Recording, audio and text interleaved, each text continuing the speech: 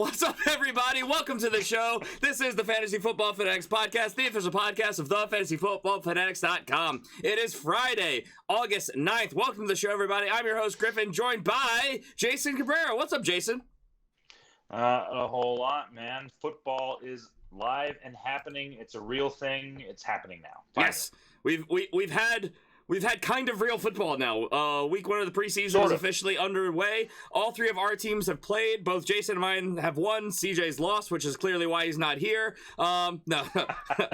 That's not why. No, family emergency on CJ's part. He'll be back on Tuesday. But yeah, we have an awesome show for you guys today. Today we have our part one of our consensus wide receiver ranking. So this is always interesting because the top end is always very debate heavy, as we found out with the running backs. The part two, very diverse and very opposing stances. Like here we're like nitpicking over like, well, why would you put this guy at number 2 instead of number 3? That doesn't make any sense.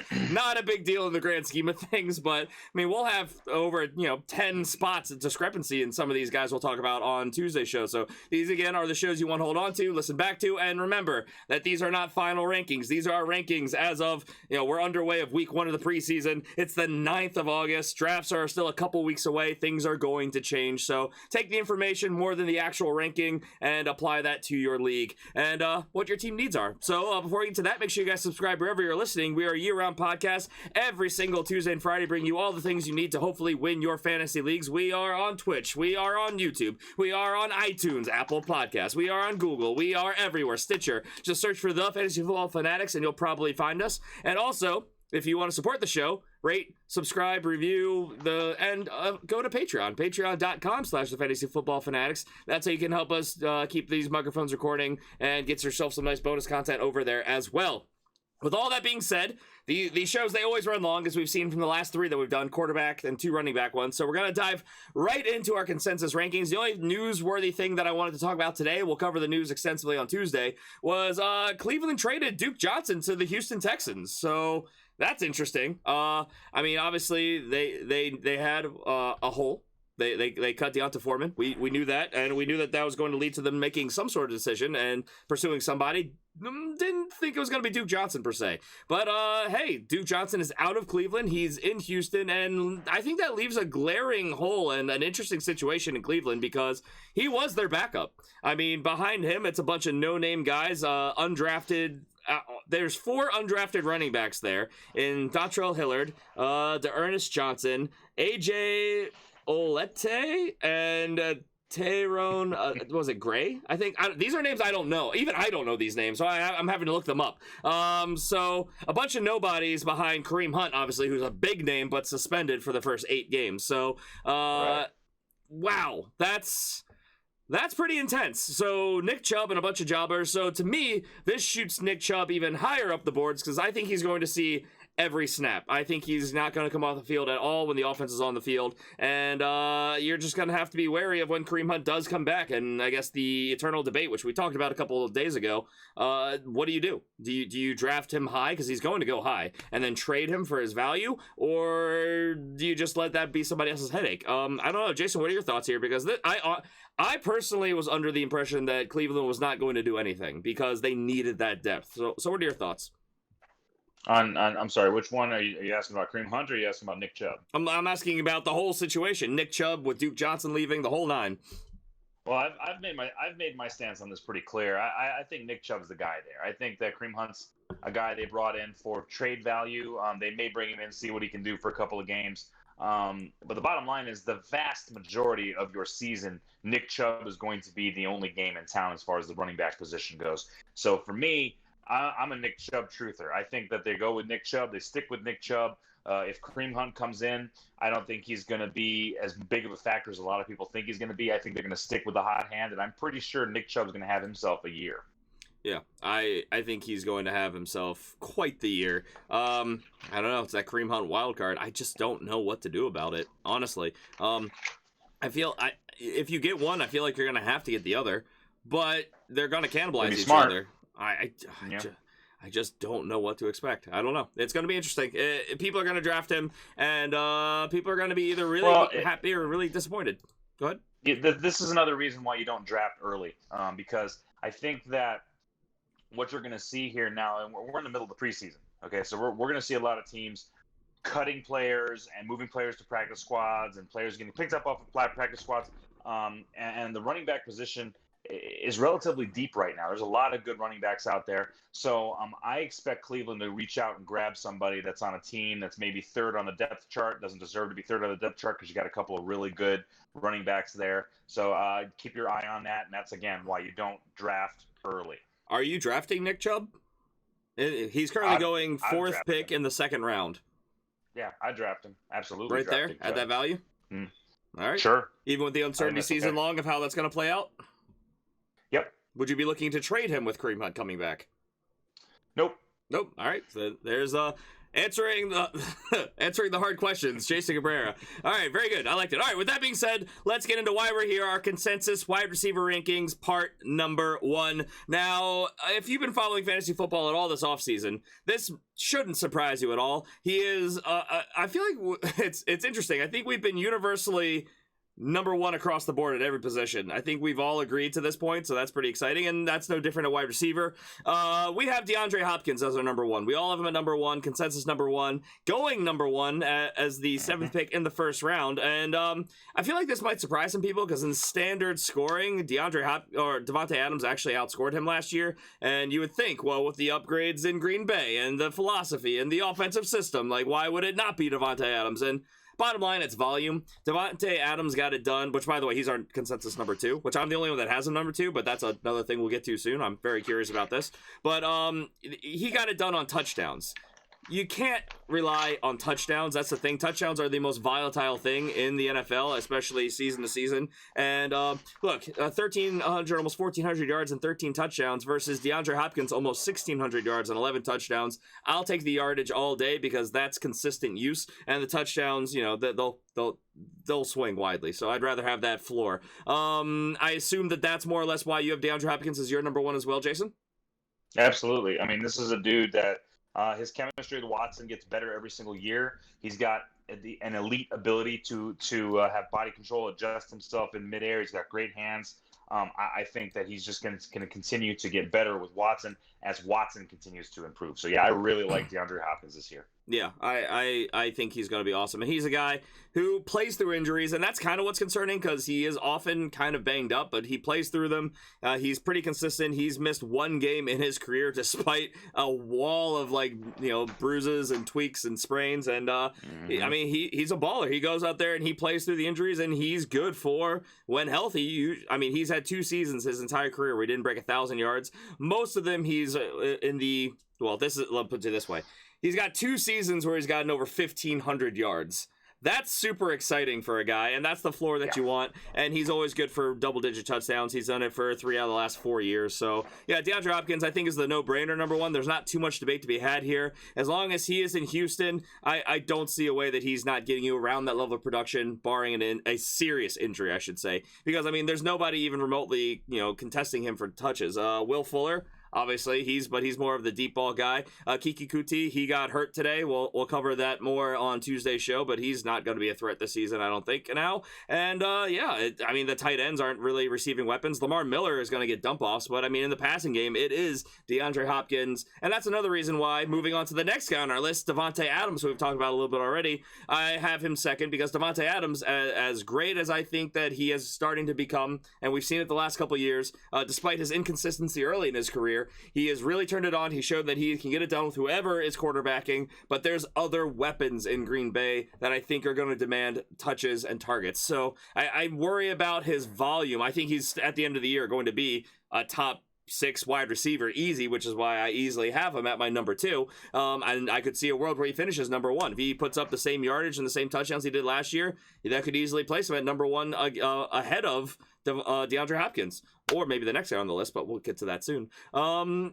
I mean, what is there not to like about Davante Adams, honestly? Matt LaFleur comes in. He's a guy who I know a lot of people like to point out, well, he had the 1 year in Tennessee, and it wasn't too spectacular. Well, he didn't have a quarterback or weapons kind of like what he has in Green Bay, and I just think that he can really, as the head coach, really be creative here, implement what he wants to do. He's got the tools to run a very diverse offense, and I don't see any way that he does not have a very explosive and productive offense with oh my God, Aaron Rodgers throwing, Davante Adams, Marquez Valdes-Scantling, we've heard good things, Geronimo Allison, we've heard good things. You know, we all obviously know Jimmy Graham's there, could be good. Aaron Jones has been solid, Jamal Williams is solid. All those weapons are better than what they had in Tennessee, in my opinion. I think you feel the same way as well, Jason. So yeah, absolutely. I'm writing off that year, and that's why you've heard me talk about Matt LaFleur in the past. He's worked with Shanahan. He's worked with let's put it this way. He's been around the league. He's worked with all the best great minds. Sean McVay.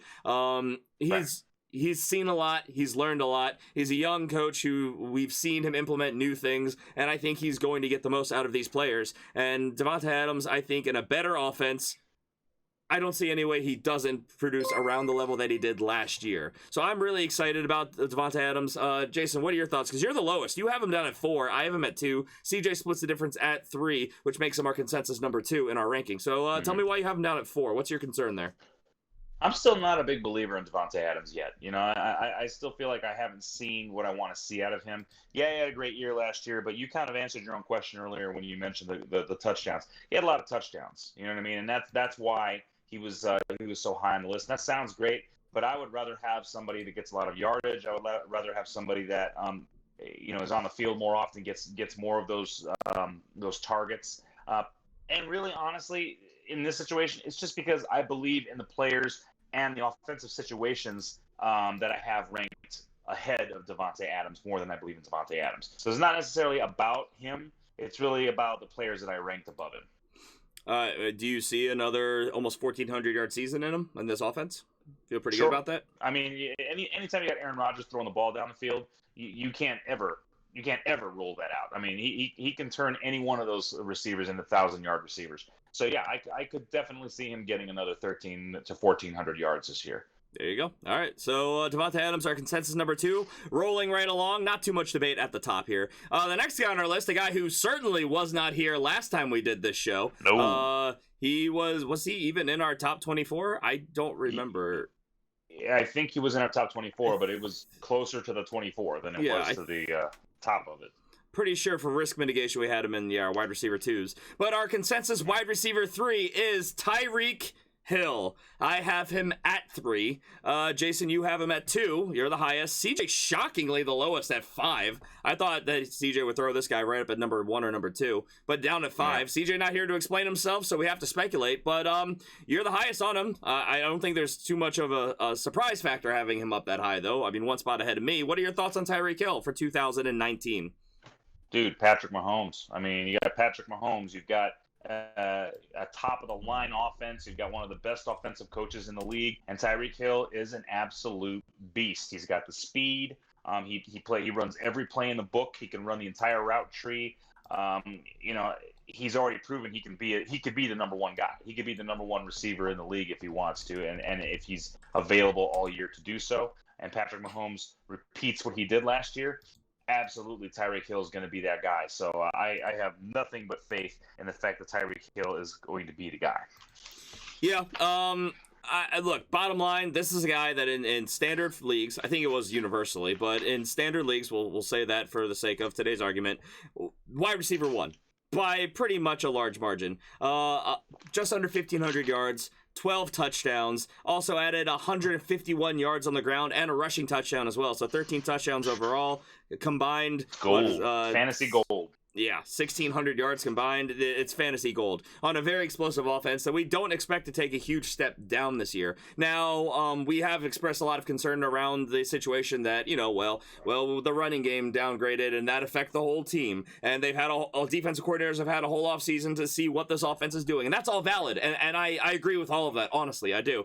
But at the end, and that's why I don't have him as my number 1. But this is still a guy who lit the league on fire last year when healthy, when playing. And he's coming back to to what could be a better situation. I mean, there's more weapons there now to spread the ball out to, which means they can't triple cover him every play, and they couldn't really beforehand because they have Travis Kelce there as well, who we'll talk about a week from now. And I mean, they've got a running game there. It may not be necessarily one that you want to write home about. Obviously, Damian Williams and Carlos Hyde headlining the running game, so it could be good, but I think in this offense it will be good. And all of this means that they can't hyper take away any one player, and we've seen that that's what Andy Reid likes to do. They always will feature whoever's open, and they will thrive. And Tyreek Hill, by a pretty decent margin, the wide receiver one last year in any scoring format. He's back. He's cleared to play all season long as of now. You have to also maybe, and some people may not draft him because of what happened. Some people may not draft him because they think, well, he's just another off the field issue away from being, off the field and maybe missing the season again. You can play that narrative game if you want to, but when it comes down to raw talent and ability and opportunity, he's a top 3 guy for me. So, I mean, that's why, yeah, we play the risk mitigation game, but I mean, the sky's the limit for this player, so I had to rank him there. And I'm wondering if that's why CJ has him down at 5, because I know he's a big Tyreek Hill fan, so I'm really kind of surprised by that. I wish he was here to explain it. But yeah, Tyreek Hill, our consensus number 3 wide receiver, a guy who could easily finish wide receiver 1 yet again, if, obviously, he's able to stay on the field the whole season. We'll see. Wide receiver number 4 in our rankings, Odell Beckham Jr. I'm the lowest at 5. Interesting. CJ has him at 2, which I guess that's not too terribly surprising. And you have him at 3, where I had him last time we did the show. I moved him down mainly because I moved some people up. Jason, you're the highest out of the two of us that are here, so tell me why Odell Beckham Jr. I mean, he was in the argument every year to be the number 2 guy or the number 1 guy for several years. And he's moved to arguably what's going to be a better offense than what he was playing in before. I don't think there's any arguable about it. Right? I'm trying to be nice I know. To the Giants fans. Come on now. Yeah. But with arguably a better quarterback at this point in his career than where Eli Manning is in his career currently, or when Beckham left, in Baker Mayfield. So you got an opportunity to spread the ball out a little bit more, because you look at New York, when he was in New York, you had him, Shepard, and Ingram, and it was like, who else are we going to go to? Now you've got weapons all over the field. You got Jarvis Landry, who's gonna demand coverage. You've got Njoku, who's going to demand coverage. You've got the running back that we just talked about, Chubb. He's going to demand coverage when he comes out of the backfield. So I think Odell Beckham Jr. is going to get an opportunity to have a more one-on-one coverage, and he's going to exploit that in this offense. I'm really looking forward to see what they do with him, and I think that he's going to be the number 3 guy this year. Yeah, 100%. Cleveland Browns. The same argument I just made for the Kansas City Chiefs. Weapons all over the field. They can't hyper-focus take away anybody. If they devote too much attention to Odell Beckham Jr., Nick Chubb, who we just talked about, is going to run all over them. David Njoku, super dangerous from the tight end position. Did we not also forget that they paid a lot of money also to bring in Jarvis Landry just a year prior? So, I mean, they've got solid weapons all over the field. Jarvis Landry, possibly the best possession receiver in the league right now. Odell Beckham, one of the best jump ball outside receivers. Actually, I mean, well-rounded. He can do the whole route tree. So, whole tree. Yeah. I mean, and like you said, 1,000 yards and 6 touchdowns. That's what he did last year. That was in 12 games. 12 games, yeah. With the Giants. I mean, if we want to put that into today's perspective, and we know we can't take away too much from the preseason, just look at what the Giants did yesterday. Eli Manning versus Baker Mayfield did, and it's like completely polar opposites. Like, you can clearly tell ascending talent to descending talent. And Baker Mayfield, a guy who I had as my number 1 quarterback, I think he's going to be a monster household name. And I mean, I think the whole situation's better. The only reason that I moved him down was because I moved some people up ahead of him because of my uncertainty, because of the new face, new place thing. We need to see him keep the off the field issues because obviously he's been a distraction, which is part of the reason why the Giants were okay with getting rid of him.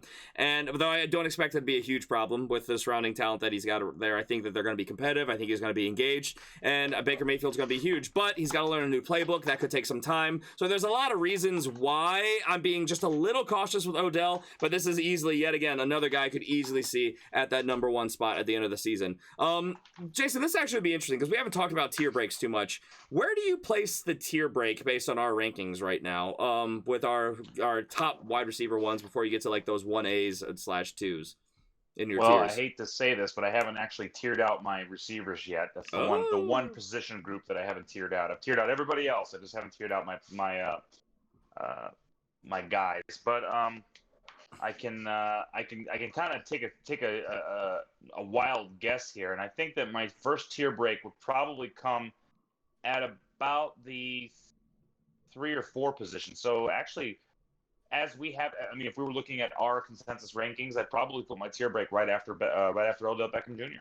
See, I slide the next guy in, and then I have my tier break after the top 5 guys. But that's because I'm higher on him than by 1 by you and 2 by CJ. Michael Thomas, our number 5 consensus wide receiver. I have him at 4. You have him at 5. CJ at 6. So we're all pretty close here. And I mean, what else is there to say? I mean, Michael Thomas, the highest paid wide receiver in football, the number 1 target for the Drew Brees-led New Orleans Saints, a guy who had 1,400 yards and 9 touchdowns last year, which is, among the league best, and a guy who I think he at times last year, when healthy and when they were throwing the ball and not hyper running, he looked like the best wide receiver in the league. I think he's going to his 4th year. He just got paid. He's going to go out there. They have surrounded him with more talent than he's had. The defense is coming along. I really like Michael Thomas's upside to end this season as, again, I think he could be, and that's why I have him at tier 1. He could end the season as the number 1 wide receiver if everything breaks his way.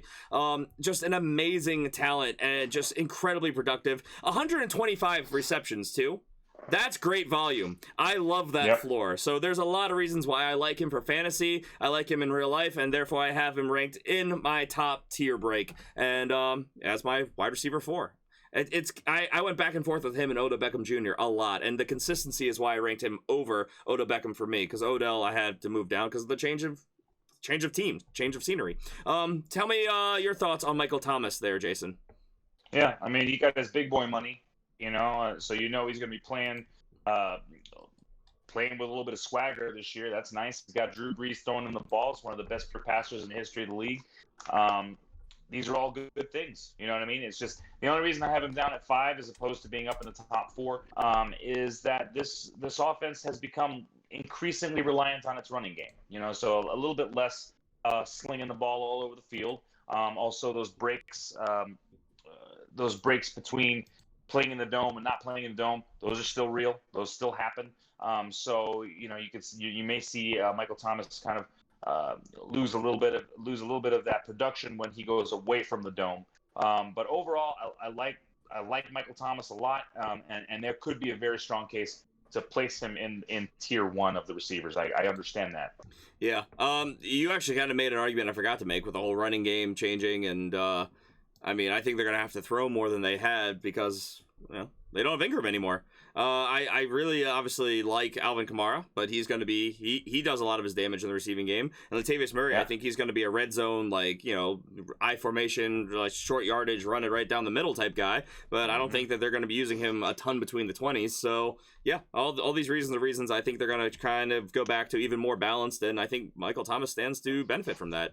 And also they brought in Jared Cook, so they're going to have to respect the passing game even more. So yeah, we'll see what happens. I really like it, and that's where my tier break is. The next guy on our list, I have at number 7, as do you. CJ has him all the way up at number 4. A guy that you might be surprised you haven't heard in that tier break, especially if you are maybe more casual or haven't been paying attention. A guy who has been consistently over the last, 6-7 years, a guy who's been in that top 3 wide receiver range. It's always been Antonio Brown, Odell Beckham Jr., and Julio Jones for the last 5-6 years. We've only heard one of those names so far, and we're about to hear a second one. It is not Antonio Brown. It is Julio Jones. Now, Julio Jones, I mean, again, we're both at 7, so we're a bit lower here than even where we have him in our consensus. CJ has him at 4, but it's great to look at Julio Jones's end-of-season numbers and just be completely enamored with them and say, I want that. 1,677 yards last season. 8 touchdowns, which is not nearly what the other guys have done, but for him, that's out of this world because, I mean, 8's the high, well, no, sorry, he's had 10 once in his career. He's usually a guy that's in the 3 to 6 range, so seeing him get to 8 is super exciting. People are still kind of hoping to see him consistently get double digits. A guy who we're hearing is going to get a contract that's going to be higher than Michael Thomas's, making him the highest paid wide receiver in the league, which is great, and that's how these things continuously go. My problem with Julio Jones, and look, He will dominate for you. He will win you weeks single-handedly. The problem with being a Julio Jones owner is that you need to have like some sort of therapy session weekly because he will either win you that week or he will absolutely lose you that week. Almost 1,700 yards. But he does it in just a handful of games. Now, those numbers are incredibly inflated. I mean, yeah, look, if you go look back over his last couple of years, almost 1,700 yards last year, 1,444, 1,409, 1,871 yards, 1,500, basically 1,600 yards, 1,593. That's his last, 5 seasons? That's amazing. You know the yardage is there. But I'm expecting this team to take a step back. New offensive coordinator. We've seen that they struggle when they do that. Though it's reverting to an older offensive coordinator, that still they're going to have to change the system, which that always is an interesting gray area. The defense is going to be much, much better. They're going to actually have a running game this year, which is nice because Devontae Freeman is back. There's a lot of reasons to think that Julio Jones won't need to be hyper-focused. Because remember, they threw nonstop last season. Tevin Coleman couldn't run the ball. The defense was completely decimated with injury early on. They were down early. They were down often. They were throwing the ball all season long, which helps inflate numbers like these. So I just expect Julio Jones to, go back to being a little bit more of the 1,403 touchdown range than he was the 1,708 range that he was last year, which is why I have him just down a couple spots. And another reason to bring him down there is, like I said, the inconsistency. That makes you want to pull your hair out as a fantasy player because you just never know when to start him. He'll do it in tough matchups. He'll do it in easy matchups. You just never know when it's going to happen. Jason, what are your thoughts? Because clearly you have him at 7 like I do. Yeah, I can't stand that Jekyll and Hyde stuff. Yeah. I can't stand that. He's great, and then he's horrible. He had a 7-game drought of touchdowns. 7 games without a touchdown. Yep. As a fantasy owner, that's pretty much your season. You know what I mean? And then he'll have like one great game. Oh, great! Yeah, you pile it all up, and I'm going to win this. I'm going to win this this game. One game out of the however many games you need to win your series, to win your league.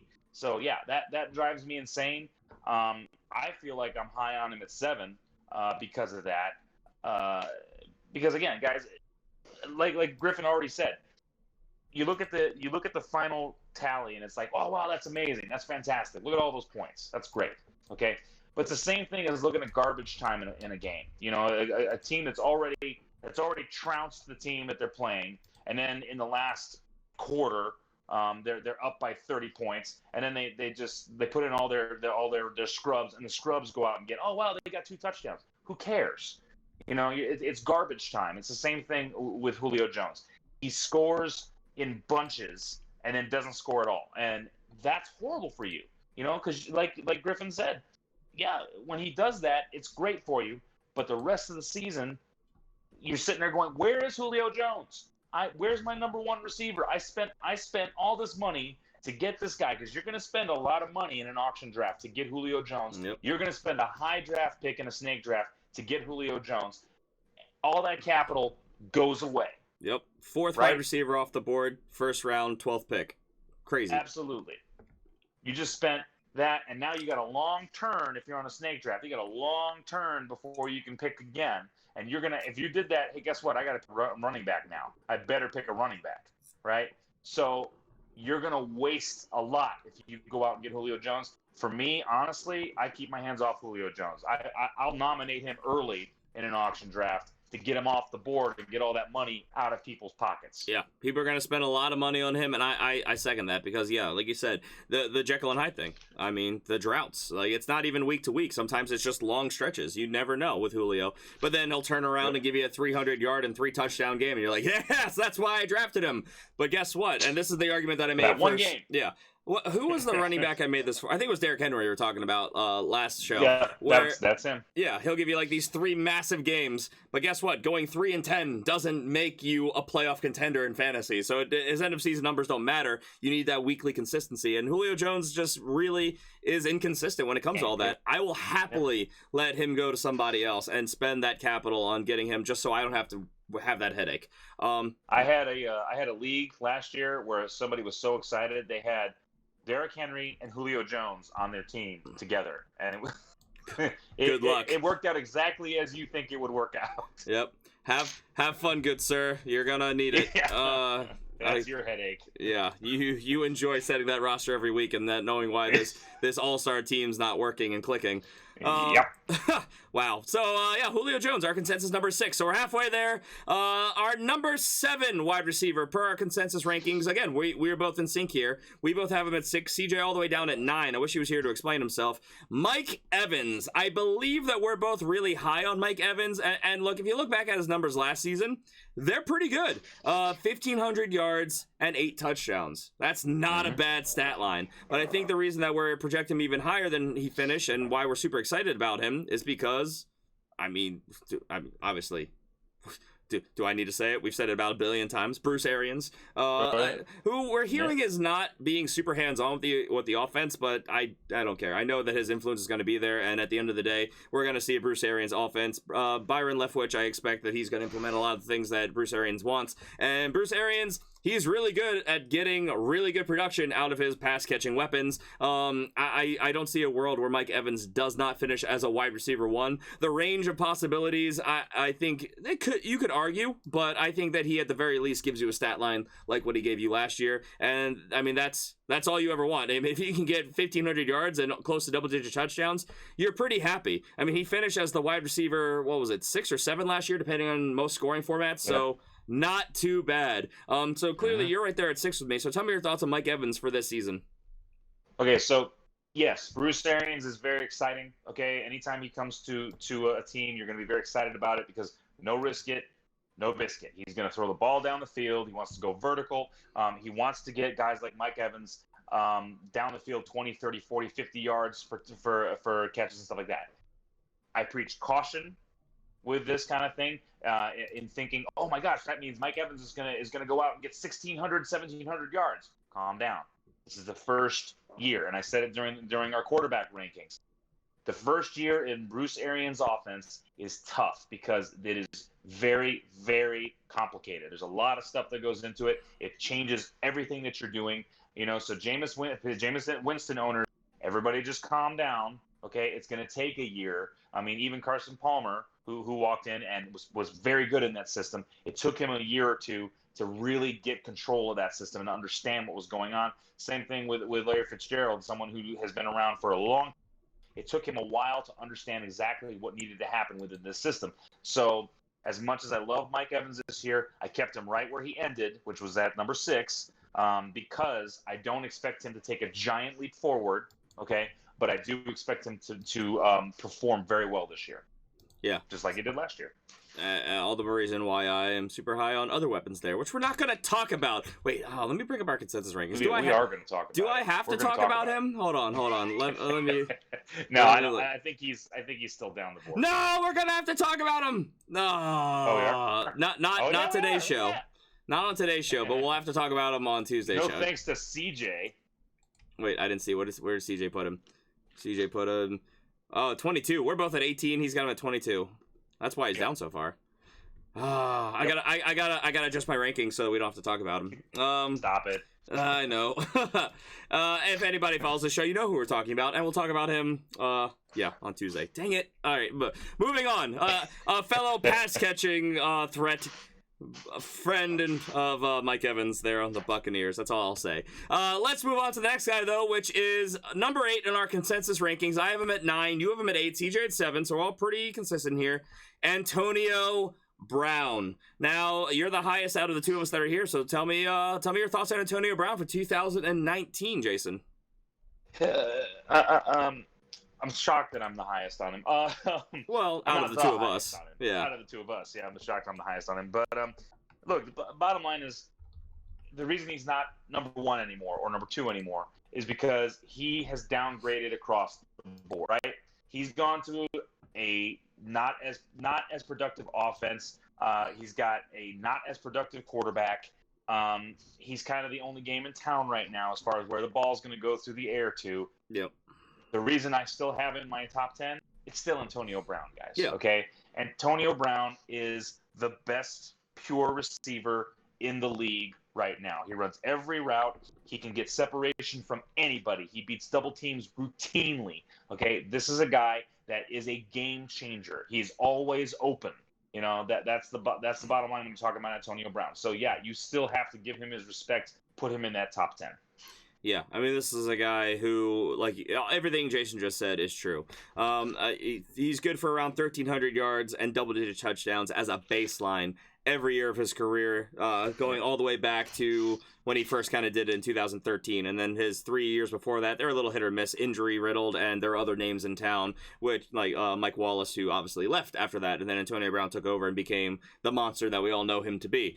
Problem being, and I'm the lowest, my concerns is the downgrades, like you said, across the board, quarterback, offense, philosophy, and risk mitigation for potentially missed games. We talked about the foot condition that he had. We now have not only found out what it was, but seen images of it, of which he got severe frostbite on his feet per doing cryotherapy without wearing the proper footwear or any footwear at all. It wasn't very clear. They were saying because this was non-football that the team could go after him for like money and stuff. Even I was like, let's hold off. But yeah, Come on. We don't know if he's going to miss time. They're being optimistic, and like everybody you hear about right now, like those should be back by the start of the regular season. I'll believe it when I see it with Antonio Brown because of the severity. Now, we heard that he did lace up. He went out and practiced for a solid 30 minutes, and he burned everybody. Nobody was keeping up with him. Crazy separation, making big plays, but then he had to go out. Pain, and obviously, we just don't know. The timetable here for recovery, it's a wide range of variables. So I'm factoring in the change of scenery, the new offense, the downgrade of weapons, and his feet as the reasons why I have him down at number 9. Did you just Google the image? Look at yeah. Looking Not at your sure why I did that. Yeah, looking at your face, it looks like you just looked it up. You're like, oh my god. Yeah. So it's just and it's also the stupidity of it. I'm like, really? Nobody explained this to the man before he went in there. This is a world-class athlete, and nobody explained him. You're not wearing footwear around liquid nitrogen. Yeah, good grief. It's a bad situation. This is the stuff that just boggles my mind when we talk about this off-season stuff. Like when Pierre-Paul blew his fingers off, I'm just like, fireworks! What Yay! guys doing? What are they doing? I mean, that's half the fun of the off season. It's very different narratives from what you hear all the rest of the year. So yeah, we'll see what happens. It could be nothing, but the downgrades across the board are also why I'm concerned about him. But the potential missed time is why I'm probably the lowest, and I have him down at 9 with all of those red flags. It's still Antonio Brown. So yeah, he's going to be good for you, and if he doesn't miss any time, end of the season, he's still going to be a top 12 wide receiver, easy. Let's move on to a former teammate of his. Now, this is interesting because I know pretty universally, even before this news came out about the feet, most analysts and rankings had his former teammate higher than him, and I have to assume it's just because of surrounding talent and system. Juju Smith-Schuster. I am shocked by these numbers. How am I the highest on Juju? I'm very anti-Juju Smith-Schuster. I have him at... You're a Smith-Schuster fan over there. Look at that. I mean, apparently, I have him at 8. You have him at 9. I thought for sure CJ was going to have him at like 5. CJ has him at 11. Did I talk CJ out of his like fandom of Juju? Because I thought for sure he loved Juju Smith-Schuster. I think he's trying to save Juju for himself. I think he's doing the whole, he's pulling the same thing you're pulling with the other guy we talked about earlier. No, let's not talk about it. Let's not talk about it. I will still talk about him and be completely truthful with everything I say about that unnamed player to this point. Begrudgingly, I will talk about him. Yeah, CJ will just be like, no, he's gonna be good. I just move on. He won't tell you why. Yeah, Juju Smith-Schuster last year, 111 catches, 1,426 yards, 7 touchdowns, averaging 12.8 yards per catch. He now is the featured focal point of this pass-catching weapon system, everything that they're doing in Pittsburgh. Ben Roethlisberger's number one target. And a lot of these reasons, I mean, the Steelers, they're a good offense, and he's now their main receiving weapon. There's really no one else in town that even remotely concerns me to take away targets. I'm not worried about Dante Moncrief. I'm not worried about Ryan Switzer or James Washington. I'm sure not worried about Vance McDonald taking away a lot of the targets. So, I mean, it's Juju or bust. But that's why I'm down on him, because I got to move him down my rankings. I can't be the highest on him. I was going to say, you're down on him. What do you mean you're down on him? I know. I don't know. Look, he's still the number one target in the Pittsburgh Steelers offense. That's why I have him ranked well, but I got to move him down now, because holy crap, how can I be the highest? I'm so anti him. But just because I don't think that he... okay, look. Is there a world where he can put up better numbers than he did last year? Absolutely. He is clearly extremely talented and in a great system. But all the things that I've said for months now, we haven't seen him as the focal point of a defense to take away. Yes, Antonio Brown missed games when Juju was there, but this is an entire offseason and an entire, like, they know that he's the guy that they need to focus on taking away. It's not a matter of, okay, Antonio Brown's not here, so we're gonna target this guy. No, they know who to focus on. They're spending an offseason looking at tape of this guy. I'm concerned about his ability to get away from what is sure to be nothing but double coverage at the minimum every single snap that he takes. So that's why I'm down on him. I say in air quotes as I'm the highest on him. But yeah, now I have to relook at my rankings here. I have to imagine that CJ is saying 11 because he wants to drive down the value on him. I need CJ here to defend himself, because I hope that CJ would give truthful information to our faithful listeners. But yeah, you're right there by me, one step behind me, Jason. Tell me why you have Juju at 9, our consensus number 9. Well, okay, so what you say is true as far as Smith-Schuster has not had the opportunity to be the number one guy for an entire season, because he has been the number one guy in that offense before, but consistently for an entire season where people are scheming to take him away. That hasn't happened yet. However, I don't think that's going to be as big of an issue as you think, because I actually am a big believer in James Washington. He proved last year that he can be very, very good, and I think he's going to take a step forward this year. And demand some coverage. And Smith-Schuster, he's going to be, like you already mentioned, he's going to be the dog there. He's going to be the guy that gets all the targets. He's going to be good for at least 150 targets this year. So I would say just on volume alone, even if he doesn't, capitalize and get those yards after catch and all that stuff, he's still going to get 150 targets. He's still going to be a really good PPR option, obviously. And he's going to be a good option, I think, overall, because I think this guy's got the talent to be the number one guy despite the double teams. A lot of optimism, and I wish CJ... I need to message CJ and be like, I need you to explain yourself. I also need him to explain himself on this next guy on our list, T.Y. Hilton. I have him at 12, and I thought that I knew I was being a little pessimistic on him, but that's mainly because of the Andrew Luck inconsistency news. You have him at 10. I know CJ's not a fan, but CJ's the highest at 8, and he's not here to talk about it. So, Jason, you're the highest out of the two of us. Tell me why. Andrew Luck. I mean, the guy looked fantastic last year. I'm not really concerned about the inconsistency stuff they're talking about in the offseason here. I think he's going to continue to look good. And this is a very updated offense. They've got a better offensive line. There's a lot more talent around there, more places to throw the football. He's got one really good and two pretty good tight ends there in Eric Ebron and Jack Doyle. Yeah. And Doyle. I'm not a big Doyle fan, but Doyle does demand some coverage. You've got to cover that guy, right? So you throw the ball all over the field now, okay? And T.Y. Hilton, when it was just T.Y. Hilton, and we just talked about this with Antonio Brown and Juju Smith-Schuster, when it was just T.Y. Hilton, when there was no one else to throw the ball to, he still got it done. Over 1,000 yards every season, like clockwork, right? Now he's on a team that's better, right? Andrew Luck is going to be able to stand in the pocket and deliver the ball to his receivers. There are more receivers out there.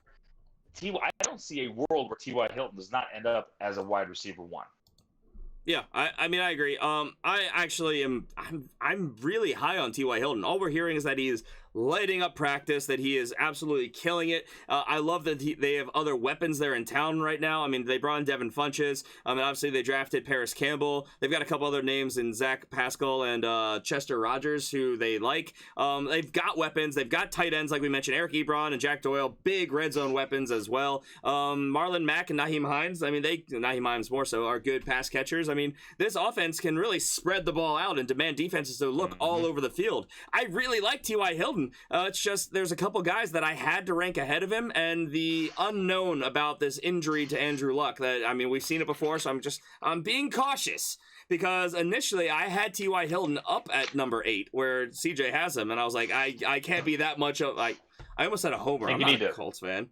Yeah, I think you need to flip it. We need to flip these rankings. Schuster and Yeah, let's just alter CJ's rankings to what he actually meant to put. But nice. I mean, I really like T.Y. Hilton. I think T.Y. Hilton is in a position to have a career year. If we go back to 2016, he had 1,448 yards and 6 touchdowns. He's never been a big touchdown guy. And you can make whatever arguments you want. Maybe it's because he's only 5'10", and so he's not a huge red zone weapon, whatever the case may be. But he's a guy who's good for fantasy because he's got that high floor. I had him tentatively predicted as having a 1,400-yard season and having 8 touchdowns. And I think that's well within the world of possibilities. Especially with the weapons that he has surrounding him this year. But I moved him down a little bit because, again, there's a couple guys in the situation I like. Well, I can't say I like the situation better. We'll get It's Andrew Luck. It all comes down to Andrew Luck. I'll just leave it at that. Once I know Andrew Luck is healthy, I'll probably move T.Y. up a spot or two. But it's hard to move over guys like the next 2 guys we have on our list, who are both the guys I have directly ahead of him. Next on our list, at my number 10, your number 12, CJ's number 10 as well, Keenan Allen. I mean, here's a guy who's been really good consistently when healthy, who he's had 2 healthy seasons in a row. His big knock for the first 4 years of his career was that he couldn't stay healthy. Well, he just put together 2 healthy seasons, both over 1,000 yards, one for almost 1,400, one for 1,200, 6 touchdowns consistently. And I think that he's looking to take a big step forward, mainly because, well, we don't know what's going to happen with the running game. Melvin Gordon not being there really is going to mean they're going to have to focus on the passing game a lot more. Hunter Henry is going to be a real threat for them that they're going to have to focus on as well. I could see a world where Keenan Allen can put up all those numbers and finish as a safe wide receiver 1.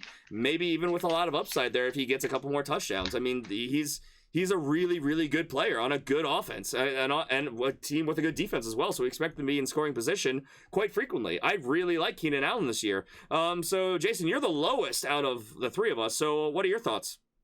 By 2 spots. By 2 spots. That's a lot at this level. Yeah, that's significant. Yeah. He's still a 1. I mean, he's still a 1 for me.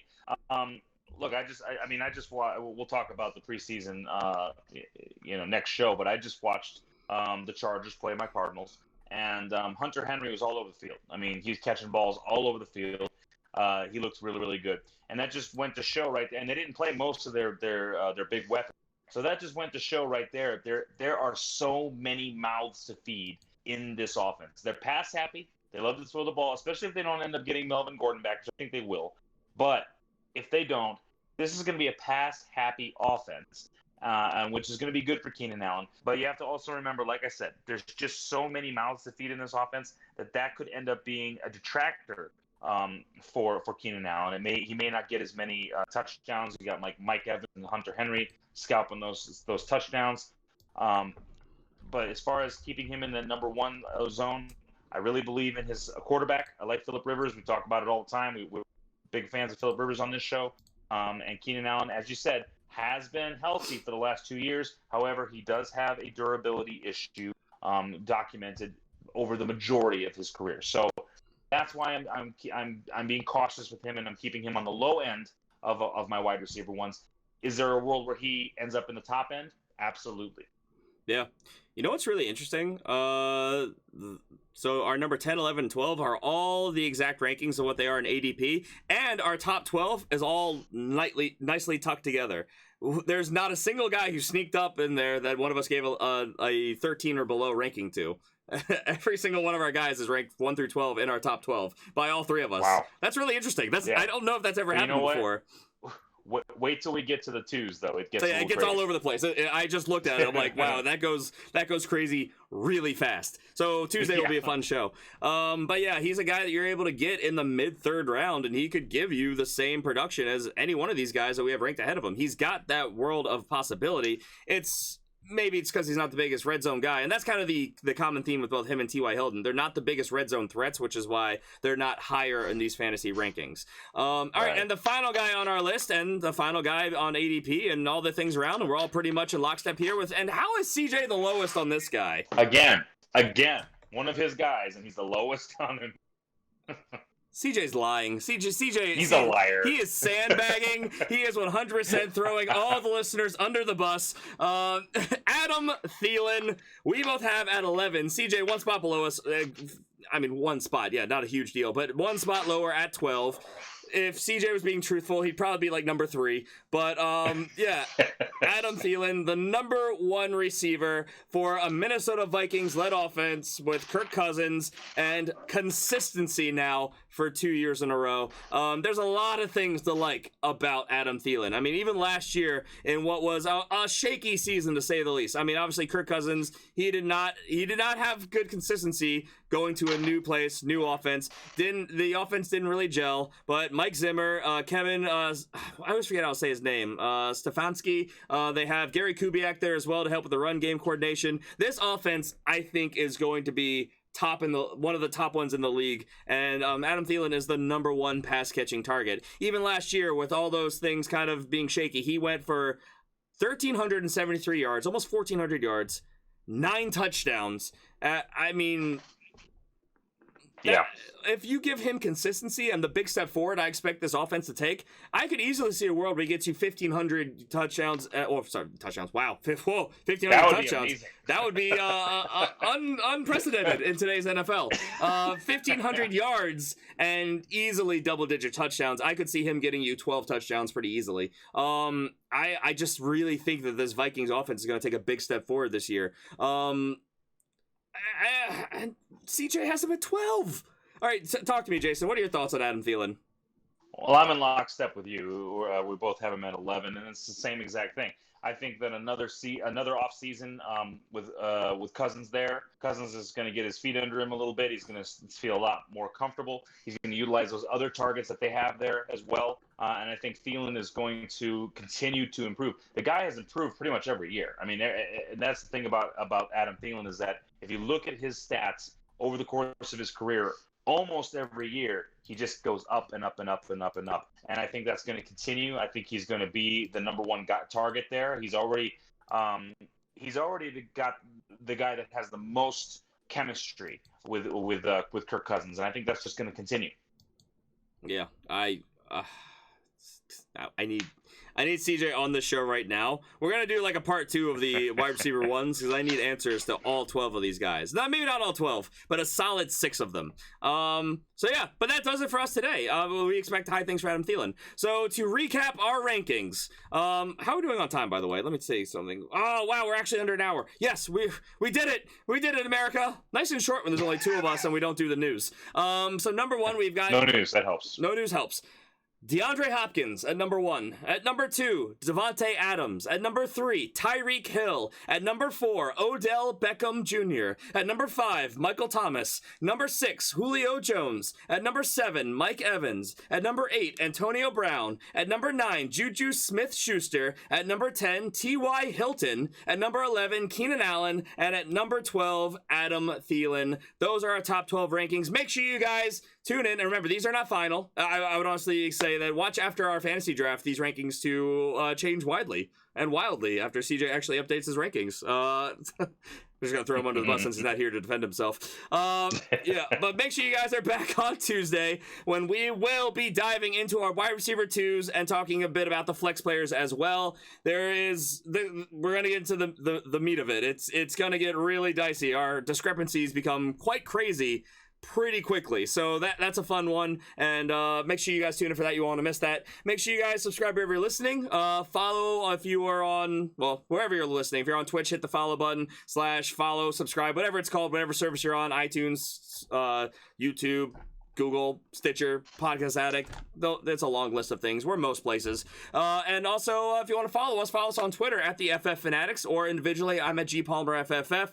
CJ's at CJ Hickman89, the guy who's not here, and Jason Cabrera is at Jason Cabrera13. So with that, we're out of here. Any parting thoughts, Jason?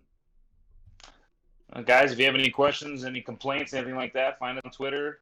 Shoot me a tweet. Let me know how dumb you think I am. Not the first time. Not the first time I've been called dumb. And it won't be the last time either. All right. And it won't be the last time. Nope. All right, so with that, we're out of here. Everybody take care. Have a great weekend. We'll see you on Tuesday. Bye, guys.